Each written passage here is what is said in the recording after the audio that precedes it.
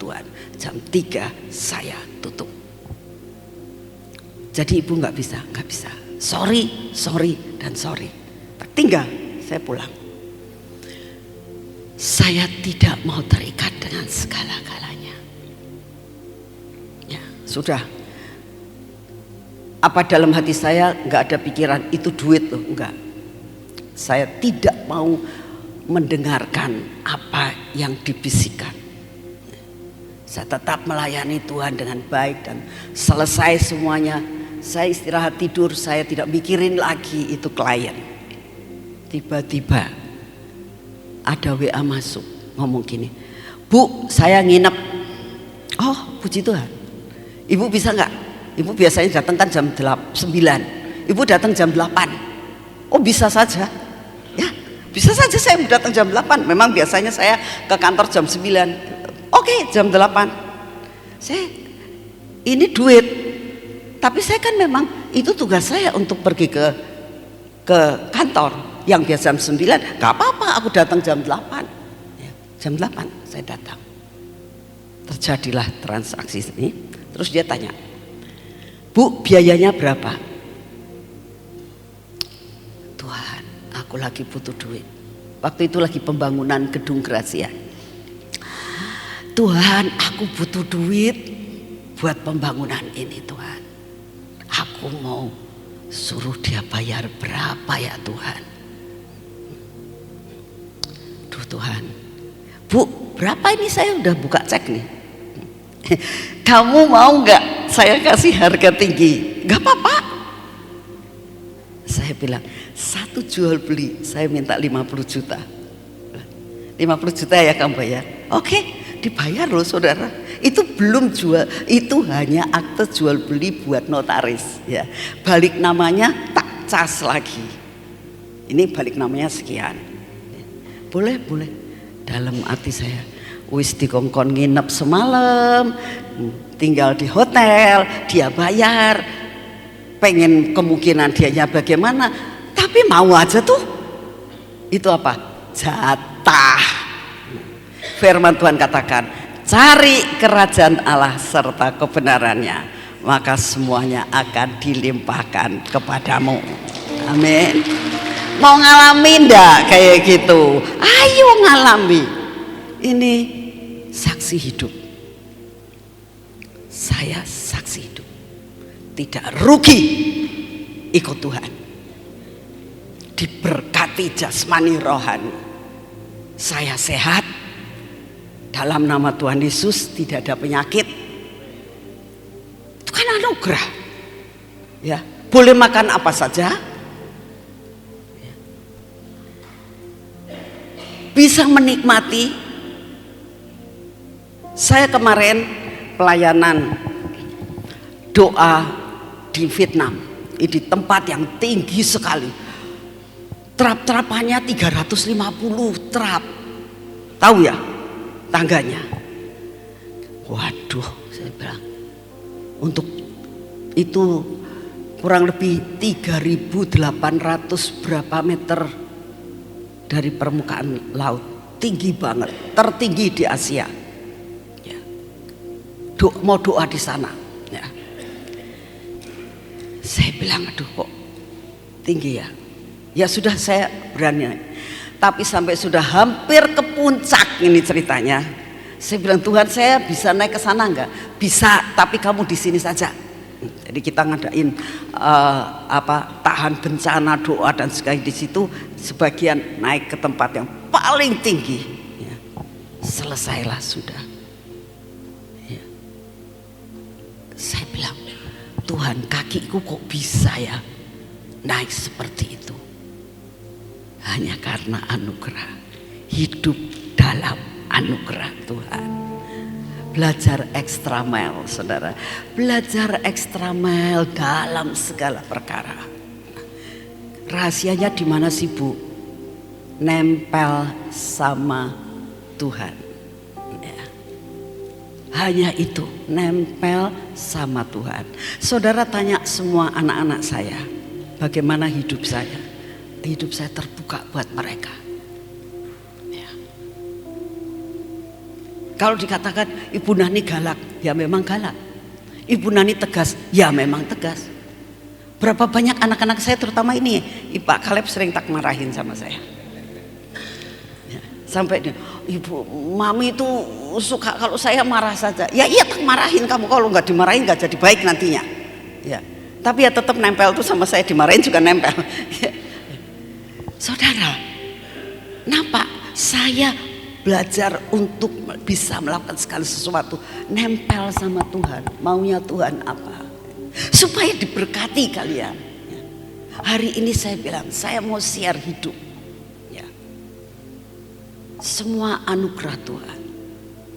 Kalau engkau mendahulukan Tuhan, cari kerajaan Allah serta kebenarannya, itu semuanya akan mengejar saudara.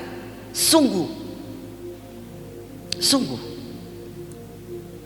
saya diberkati jasmani dan rohani, ya. Saya punya anak cuma satu. Anak rohani saya banyak di mana-mana seluruh dunia dapat dikatakan, ya. Punya cucu 2, ya. Saya terus doakan, baik anak pribadi saya maupun anak-anak rohani. Saya bilang, Tuhan, jangan sampai satu dari antara mereka enggak dapat melihat lawatan. Jangan sampai mereka tidak bisa masuk dalam kerajaan. Itu doa saya, ya. Dan saya berdoa, setiap hamba Tuhan dan pelayan, tambahi doamu. Jangan sampai jemaatku ada yang ketinggalan, Tuhan. Itu doa yang harus ada. Jadi saya mau katakan extra mile. Karena apa? Waktunya amat sangat singkat, ya.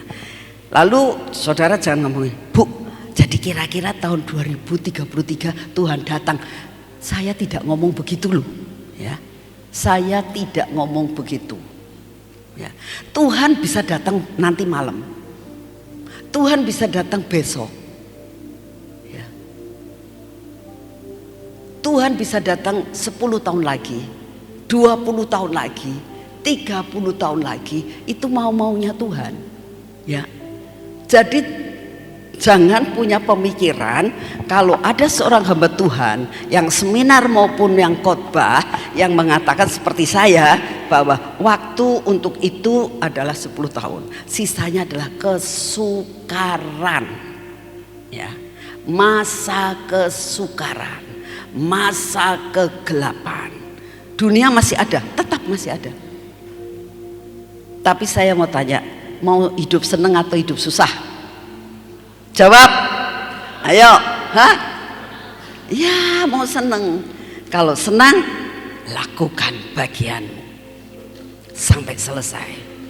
Dan katakan, Tuhan, kalau engkau datang di awan-awan, bawa aku.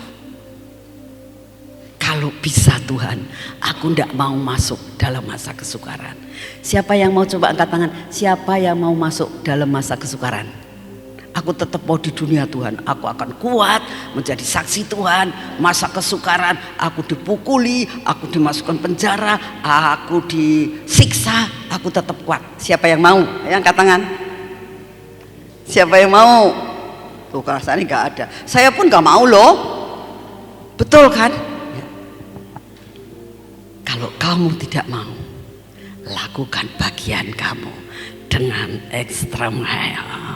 Amin, ya. Nah, sekarang kita baru mulai, ya. Bagaimana kita bisa mencapai yang Tuhan mau, sampai bisa menjadi pelaku extra mile. Yang pertama, bersedia jalan extra mile. Siap, artinya siap, ya. Bersedia berjalan extra mile. Ayo, ini kan saya bilang seminar, ya, tapi tetap saya tantang. Siapa yang siap untuk extra mile? Harus janji sama Tuhan, ya, tidak janji sama manusia, ya. Bapak mau extra mile? Angkat tangan, Pak. Ya, kita harus belajar ya.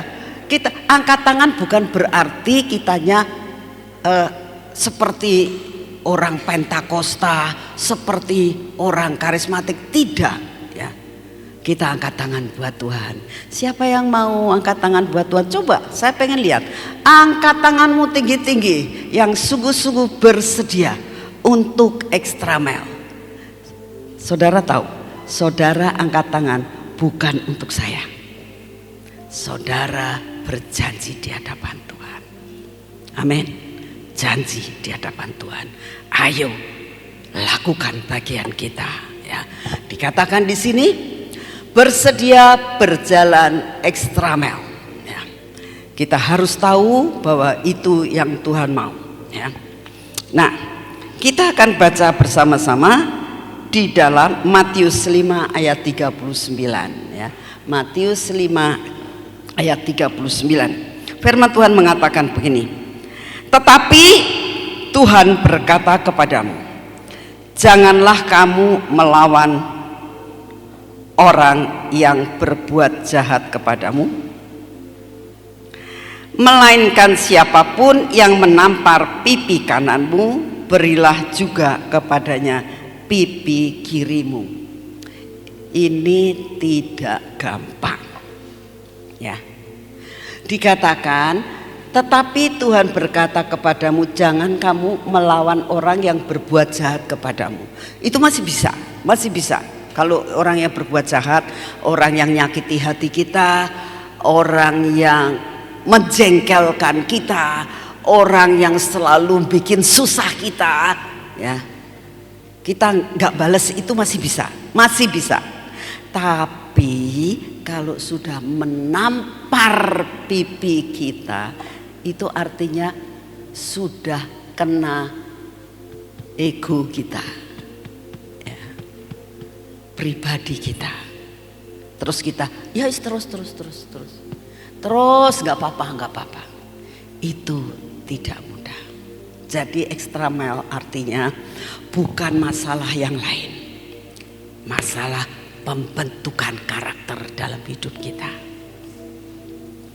Bentuk hidupmu dulu ya, sampai kita lakukan extra mile. Biasanya orang kalau dimarahin ya kita marah, kalau kita dihina kita balas menghina. Tapi extra mile artinya apapun yang dilakukan terhadap saya akan diam. Ada seorang istri yang konseling dengan saya. Dia tuh ngomong gini, nih lihat nih, gosong, kesini gosong.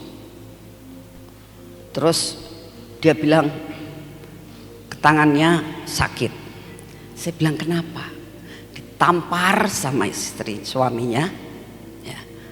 Tangannya dipuntir gitu ya, sampai sakit. Secara manusia kalau saya ini mamahnya, saya bilang kurang ajar Pak sekali ya mantu saya, anak saya dibunyikan. Begitu kan kalau mertua kan begitu ya. Saya lihat dia begitu mukanya bengkak dan sebagainya, saya juga kasihan. Terus saya tanya, persoalannya apa sih kok kamu sampai digitukan? Saudara tahu, ngelawan. Nah biasanya laki-laki itu kalau dilawan ya tangannya main gitu ya. Jadi dia bilang dia dimarahin, dia melawan, lalu ditampar. Begitu ditampar dia tambah merasa egonya kena, dia tambah ngelawan ya. Ngelawan ya, suaminya besar dianya kecil ya kalah tuh. Dilempar dianya, tangannya ditarik dan dipuntir sampai seperti itu. Dua-duanya anak Tuhan, dua-duanya kenal kebenaran. Terus saya bilang, sebenarnya kalau kamu diam, begitu dia marah-marah sama kamu, tinggal aja ngeladenin orang edan. Nanti saya jadi edan, udah aja pergi, tinggal, gak usah panas. Ya panas, masuk ke kamar ngomong sama Tuhan, Tuhan hatiku panas, aku pengen mukul suamiku, ampuni saya Tuhan, gitu. Ya harusnya sih begitu ya. Iya ya, kalau kamu bisa begitu, tidak bakal kamunya ini sakit, tidak bakal tangan kamu sakit. Roh penguasaan diri itu adalah buah roh. Buah roh ada roh penguasaan diri. Apapun yang dilakukan atas hidup kita harus ada roh penguasaan diri. Saudara, saya pernah mengalami seperti itu. Biasanya ya, begitu sudah perasaan kita, ego kita disinggung, kita bisa naik pitam, bisa marah-marah, sungguh. Ya. Tapi belajar yang dinamakan extra mile. Ya. Saya mau kesaksian. Saya ini adalah bekas dari anggota gereja, salah satu gereja Protestan. Ya. Tidak mengenal tepuk tangan. Saya orangnya tidak kenal tepuk tangan. Kalau ada orang yang berdoa pakai nangis-nangis, saya paling nggak suka lah. Sama nangis-nangis nggak suka. Sama tepuk tangan anti, angkat tangan anti sayanya sama yang begitu-begitu. Protestan asli. Orang tua saya Protestan, saya dibaptis dengan cara Protestan, saya melayani Tuhan juga secara Protestan. Sebelum saya ditangkap Tuhan sungguh-sungguh. Asli orang Protestan. Suatu saat Tuhan membuat suatu perubahan yang luar biasa. Tuhan panggil saya secara pribadi. Tuhan buka semuanya apa yang pernah saya lakukan, akan pernah kenakalan saya, akan pernah segala sesuatu di mana saya tidak taat sama Tuhan dan sebagainya ya. Dan Tuhan tangkap saya. Tuhan penuhi saya dengan Roh Kudus.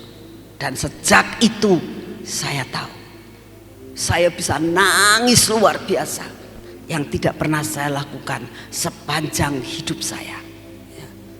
Itulah pertama kali pertemuan saya dengan Tuhan. Sejak itu saya berubah hidup saya. Sejak saat itu saya mau sampaikan, Tuhan berikan karunia buat mendengar suara Tuhan dari telinga saya. Sehingga saya tahu persis apa yang saya lakukan, apa yang boleh, apa yang tidak.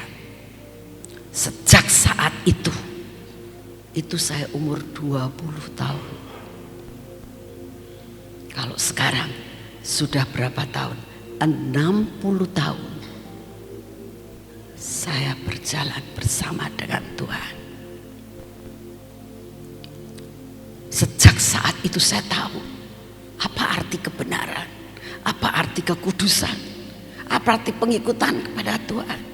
Dan setiap kali saya mengatakan, Tuhan, aku tidak mau menyakitkan hatimu lagi. Aku mau mengikut apa yang Engkau mau. Saudara. Ya. Nah, suatu saat Tuhan ingin supaya kita bikin persekutuan doa interdenominasi di rumah saya. Ya. Tambah lama tambah banyak sampai sekitar ada 400 di rumah saya. Dari rumah kecil Tuhan kasih rumah yang besar sekali. Ada tempat ruangan buat persekutuan. Ya. Sebelum Tuhan suruhkan kita untuk membangun suatu gedung yang besar. Itu persekutuan di rumah saya. Lama-lama kedengaran dari gereja.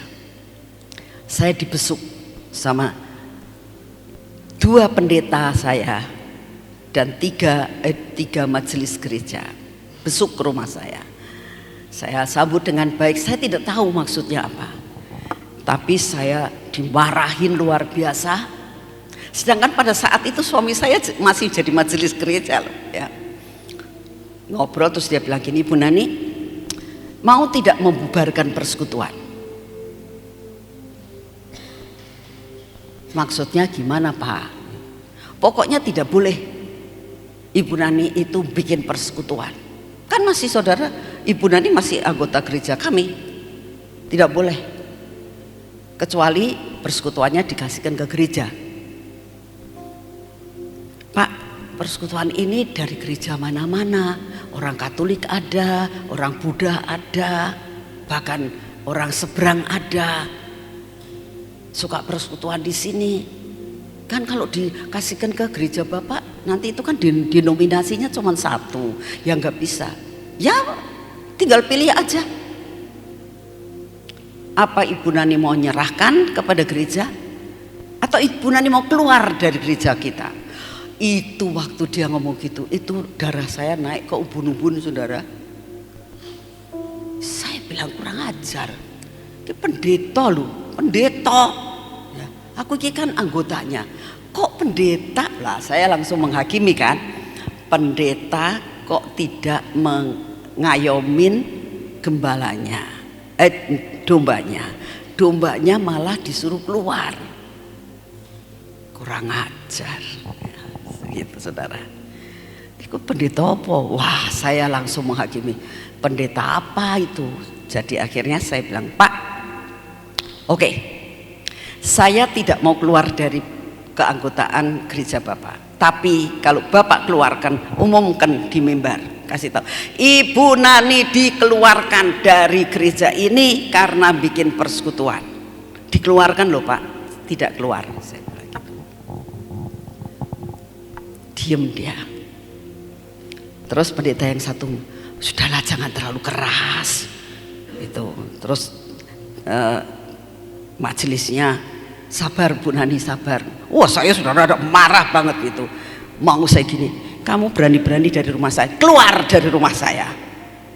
Mau tak gitu kan? Bener. Wah, panas banget hati saya. Tapi suami saya megang saya. Sabar Mas, sabar. Gitu saya bilang, ya wis sabar. Singkat cerita mereka pulang semuanya. Wah, sayanya marah-marah sama siapa? Sendiri. Orangnya udah nggak ada, kan sudah pulang pendetanya. Saya marah-marah. Terus suami saya bilang, wis lah, ngapain sih kamu tuh kayak gitu? Nggak bisa. Dia bilang, nggak terima sayanya. Itu. Saya bikin persekutuan karena Tuhan. Saya tidak bikin persekutuan sendiri. Kenapa digitikun sama pendeta saya? Kurang ajar itu pendeta. Wah, wis murah, mulut saya sudah jelek. Terus suami saya itu orangnya baik banget saudara, sabar. Dia yang ngomong begini, wis lah, kamu masuk doa aja sana, tanya sama Tuhan. Saya diem, dia ngomong gitu. Jadi saya, ya udah, saya masuk ke kamar, saya ngoceh sama Tuhan. Tuhan itu kan kurang ajar Tuhan. Ini aku kan disuruh sama engkau, aku kan hambamu, engkau yang nyuruh. Sekarang saya digitukan, belalah aku Tuhan. Sungguh cerita sama Tuhan itu sampai kurang ajar saya juga sama Tuhan, saking panas hati saya ya. Tapi untung Tuhannya itu baik loh, nggak kayak pendeta saya itu ya. Jadi Tuhannya itu baik ya, Tuhannya itu diem, wajang lebar. Saya itu cerita sama Tuhan, jelek-jelekin pendeta ya. Dosa itu dosa loh, nggak boleh kan ya, namanya juga sudah tersinggung. Lalu akhirnya selesai, Tuhan gak ngomong apa-apa, hanya ngomong satu perkataan, sudah. Tuhan coba jawabannya, sudah. Saya itu bisa malu sama Tuhan. Saya bilang, sudah Tuhan, ampuni saya. Sudah puas kamu ngomong ngoceh-ngoceh kayak gitu, kasarnya begitulah. Tapi Tuhan gak ngomong begitu, cuma ngomong sudah Tuhan, udah. Itu pada saat Tuhan ngomong begitu, itu sepertinya ada air es membanjir dalam hati saya.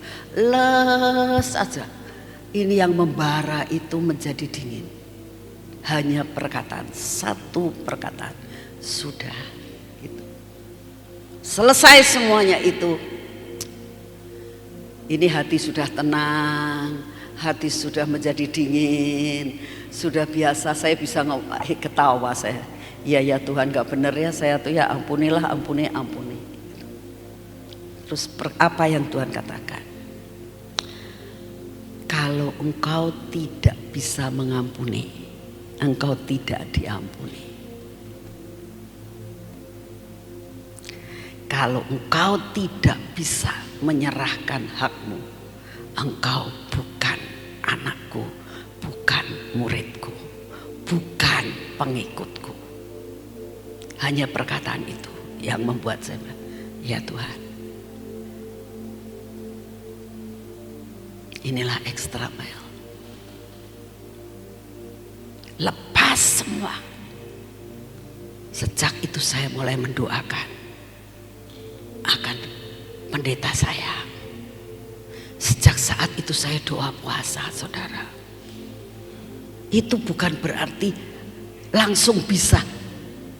3 bulan lamanya saya tidak bisa. Tapi saya mau. Bisa, tidak bisa. Tapi saya mau. Bagaimana caranya? Saya tetap ke gereja. Tapi saya lihat jadwal. Pendeta itu tugasnya jam berapa? Kalau jam 7 saya ke gereja jam 9. Kalau dia jam 9 saya ke gereja jam 7. Gak pengen ketemu. Tapi sudah doain, sudah ngampuni. Apa betul itu pengampunan? Bohong. Jujur, tidak semudah kata-kata bekas tamparan ini jadi sudah bengkak, sudah sampai mamar, masih mengatakan tidak sakit, yang sakit, betul nggak? Tidak semudah kata-kata, tapi belajar. Yang penting mau. Kalau kau saat ini mengalami perkara yang seperti itu, Tuhan, aku mau. Yang penting aku mau. Bisa, belum bisa, tapi aku mau. Dibarengi dengan doa puasa, terus menerus membuat hidup saya diubahkan. Ya. Sampai suatu saat Tuhan buat gara-gara, saudara. Buat gara-garanya bagaimana?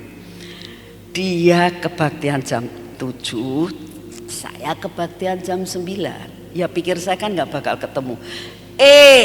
Di depan gereja dia mau pulang, saya mau masuk.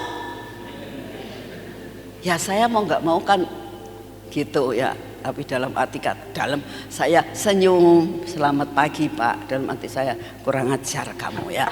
Sungguh saudara, sungguh saya tidak bohong terhadap saudara. Tuhan yang tahu. Saya bohong bisa, tapi Tuhan tahu saya gak bisa. Berbulan-bulan sampai suatu saat Tuhan menyuruh saya harus kebaktian di mana dia khotbah. Ya, saya ngikut, turut, taat. Saya datang, tunduk sayanya, nggak mau lihat mukanya. Ya. Saya buka buku nyanyian, ya, nggak mau dengerin dia khotbah, nggak mau. Buka buku nyanyian, baca Alkitab sendiri, belum bisa. Tapi Tuhan paksa, harus bisa. Yang penting mau. Akhirnya saya bisa dengerin khotbahnya. Walaupun khotbahnya suka nyerempet persekutuan, ya gak apa-apalah. Saya bilang Tuhan, dia belum ngerti dia. Tak ampuni Tuhan, belum ngerti. Wis nggak apa-apa. Anggap dia kelas 2, saya sudah kelas SMP. Sudah mulai saya mengucapkan perkataan-perkataan positif. Sampai akhirnya saya bisa mengampuni. Tapi Tuhan tuh gak tinggal diam loh saudara. Orang yang menyakiti akan biji matanya ada balasannya. Tiba-tiba istrinya mati karena kanker. Saya bilang aduh kasihan ya.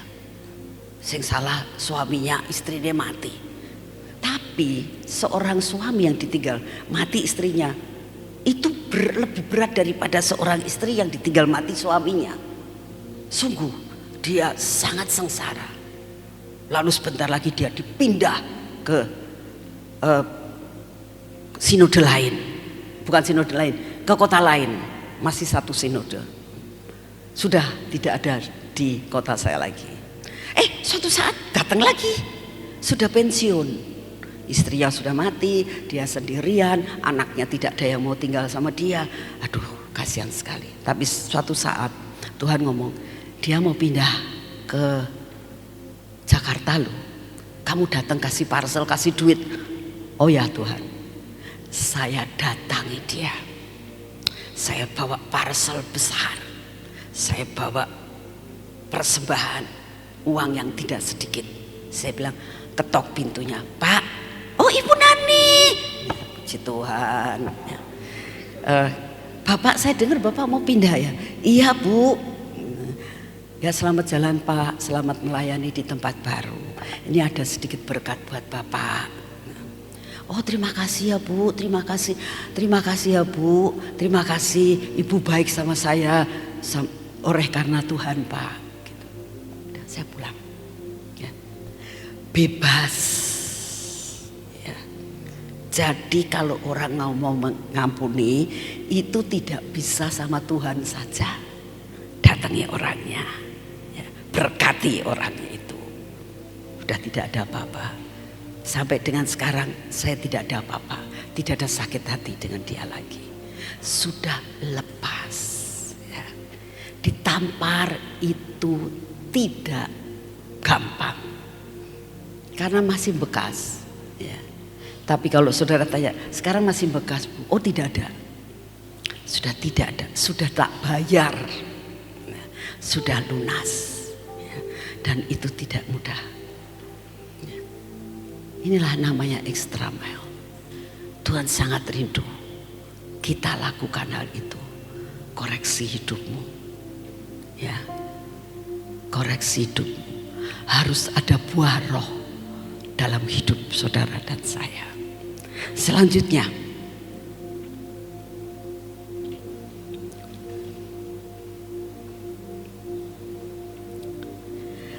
ayat yang ke-40.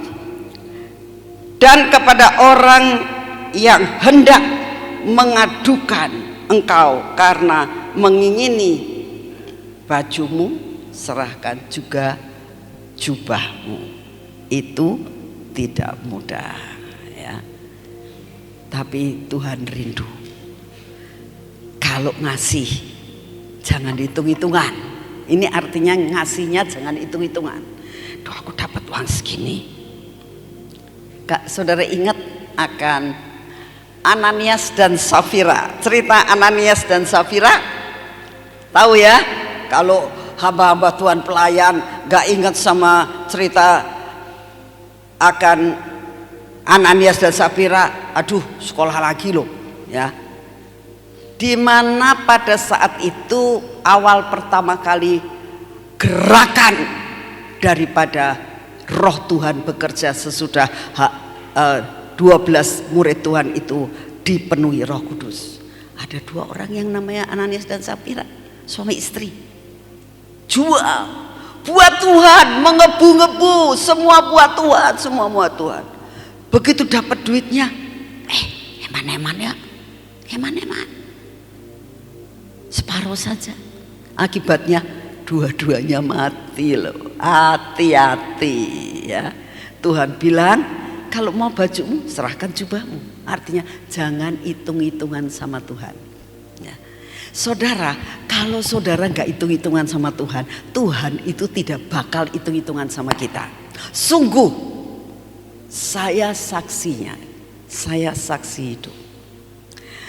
Tuhan memberkati saya dalam notariat itu, ya, notaris itu ya, 35 tahun, ya. Saat pembangunan gedung, maaf kata, Tuhan memberkati saya. Bukan semuanya dari saya, tapi sebagian besar itu dari uang yang Tuhan berikan dari kantor saya. Tapi saudara tahu, Tuhan bisa memberi saya rumah yang besar sekali, ya. Saya bangun dengan rumah yang besar. Tuhan kasih saya mobil, Tiba-tiba saudara, saya pernah jual mobil buat Gedung Gracia. Mobilnya apa? Mobilnya Honda Accord. Jual buat pembangunan. Tuhan ganti apa? Alphard baru. Tiba-tiba ada orang ngirim Alphard baru buat Ibu Nani. Tuh, gak bayar sesen pun saya aja. Alphardnya sampai sekarang masih saya pakai. Kok bisa? Tuhan gak mau pernah berhutang. Ya. Tuhan kasih Mercedes baru. Ya. Saya punya banyak mobil saudara. Kok bisa? Tuhan gak pernah mau berhutang. Ya.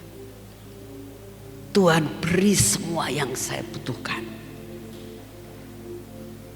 Ayo, gak boleh hitung-hitungan sama Tuhan. Jangan hitung-hitungan sama Tuhan. Kalau Tuhan suruh kamu nabur, tabur sudah.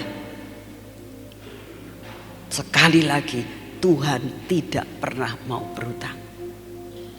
Kalau ada orang minta baju, kasih jubah sekalian. Berkati mereka. Tuhan tidak pernah mau berhutang.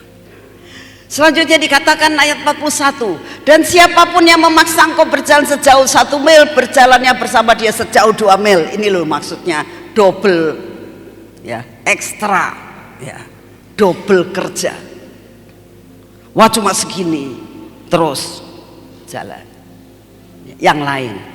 Saudara, kemarin Pak Yosia tidak pernah ngomong untuk saya datang hari Rabu sore. Ya.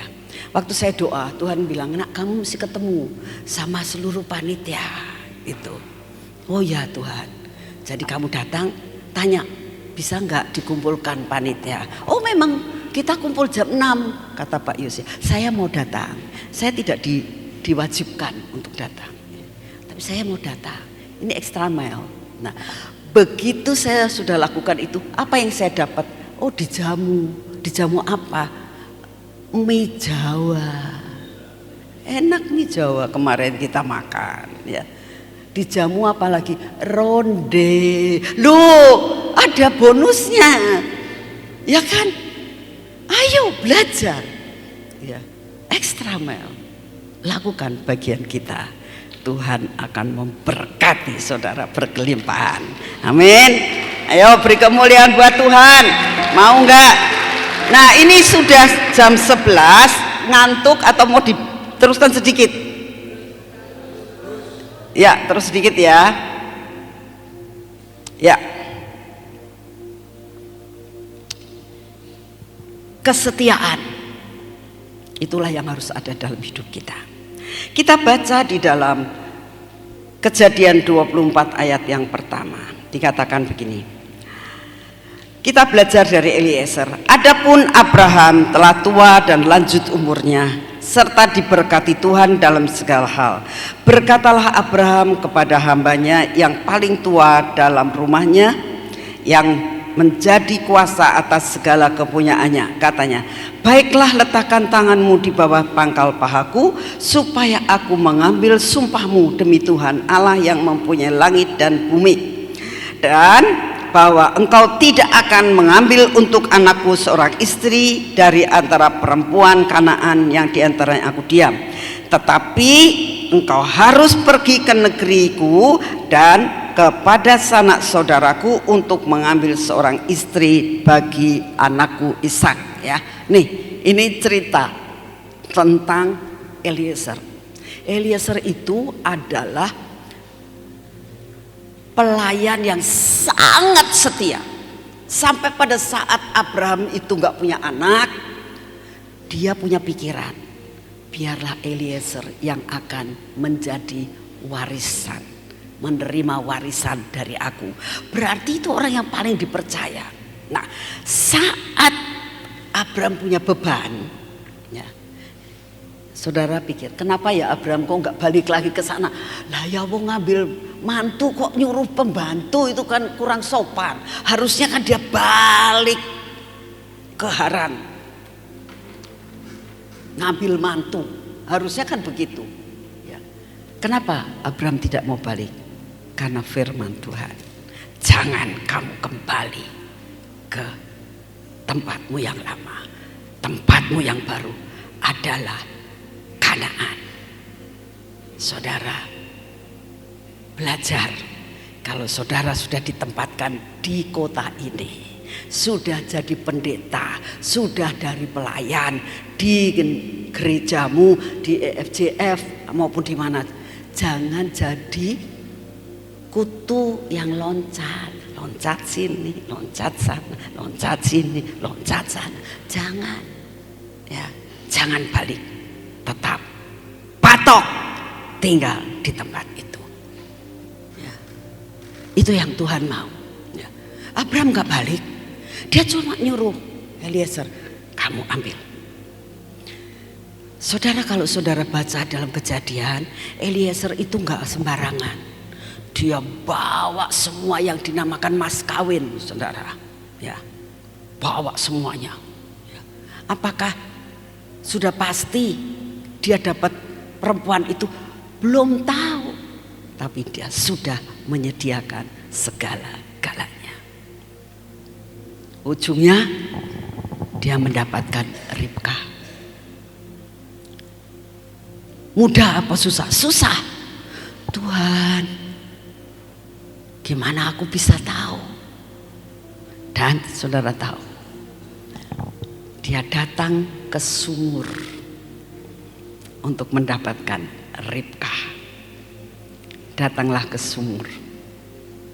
Kalau engkau mau mendapatkan sesuatu jawaban Tuhan, datang ke sumur. Ada sumber air hidup, Yesus Kristus Tuhan, yang bisa memberikan kelegaan dalam hidupmu. Apa sih? Air itu buat kita minum. Air itu buat kita segar. Air itu adalah untuk memberikan kesegaran, kesejukan, kepuasan dalam hidupmu. Hanya ada di sumur yang dalamnya ada air hidup. Dia datang. Dan sesudah itu apa? Ketemu sama Ribka. Saudara mau ketemu dengan apa yang saat ini menjadi idaman-idaman, ya. Apa yang saat ini menjadi kerinduanmu saat ini, datang ke sumur, ya. Dan katakan, Tuhan, aku datang ke sumur. Engkau bawa aku, beri aku kepuasan untuk aku dapat ketemu dengan Ribka. Tugas yang kau berikan buat aku. Saudara, Ribka itu gambaran apa? Gambaran mempelai wanita. Saudara semua mempelai wanita? Nah, saudara tahu bagaimana cara untuk mendapatkan mempelai wanita? Di sumur ketemu mempelai wanita. Saudara tahu, jemaat saudara semua itu mempelai loh. Cari mempelai, cari Ribka itu. Masih banyak Ribka di kota ini yang belum ketemu dengan Tuhan. Ya. Itu tugas eksternal.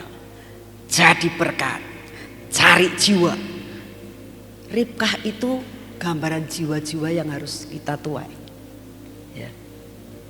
Kita bisa menuai. Harus bagaimana? Datang ke sumur, nimba sumur itu. Beri Tuhan aku kelegaan. Temukan aku dengan Ribka. Kita berdoa hari ini, Tuhan kirimkan mempelai-mempelaimu, Ribka nanti sore Tuhan ada KKR, biarlah mereka datang semua dan ketemu dengan Engkau, dipulihkan, recovery, dan mereka mendapatkan kebebasan, yaitu freedom. Amin. Mari bangkit berdiri. Yuk, sekali lagi kita nyanyikan pujian yang tadi, ya. Hari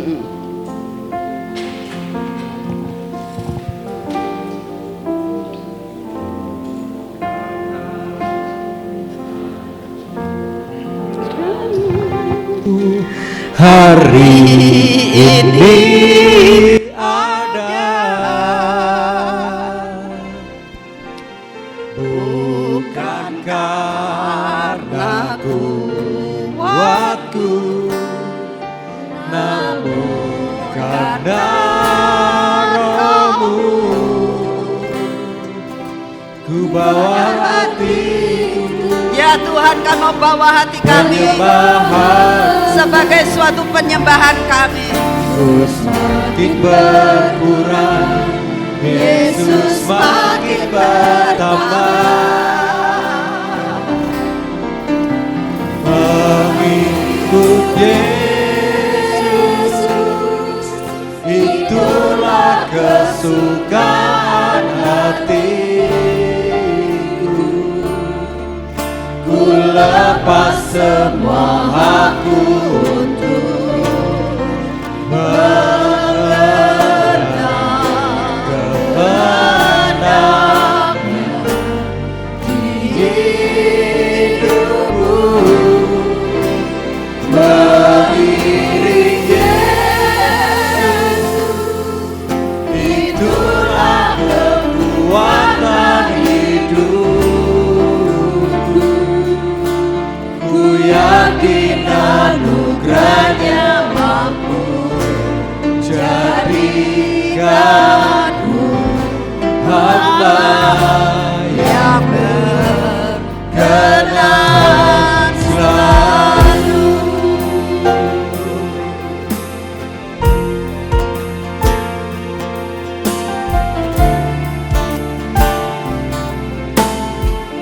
Semua karena anugerah-Mu, semua karena anugerah-Mu.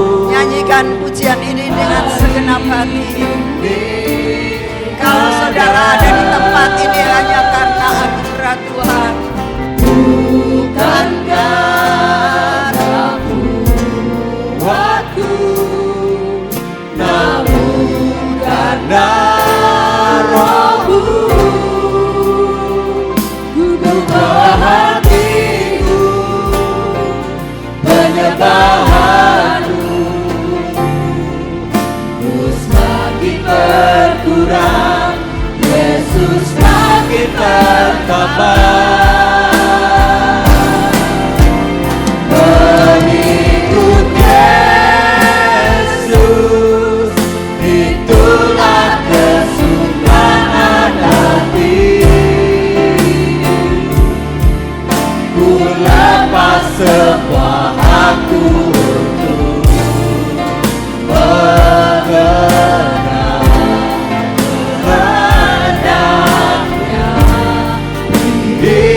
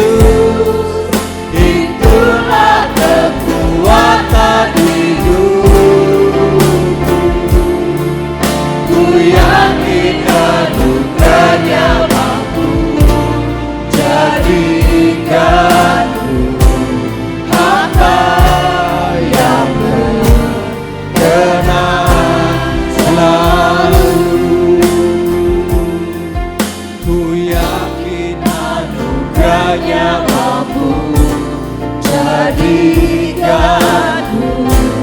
hamba yang berkenan selalu.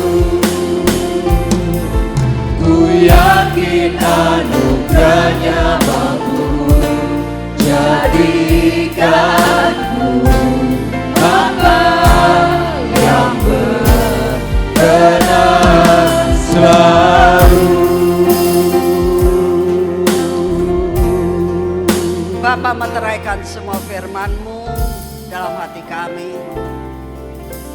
Sebentar kami akan break sebentar Tuhan, dan kami akan masuk dalam pertanyaan-pertanyaan. Biarlah Kau berikan hikmat kepada hamba-Mu untuk dapat menjawab seperti yang Engkau mau. Dalam nama Tuhan Yesus, amin. Saudara silakan ke kamar mandi atau mau sebentar. Di depan ada tempat minum, ada minum, dikasih minum. Ya, ada minum di depan. Saudara boleh balik lagi dan kita menunggu pertanyaan-pertanyaannya. Tuhan memberkati.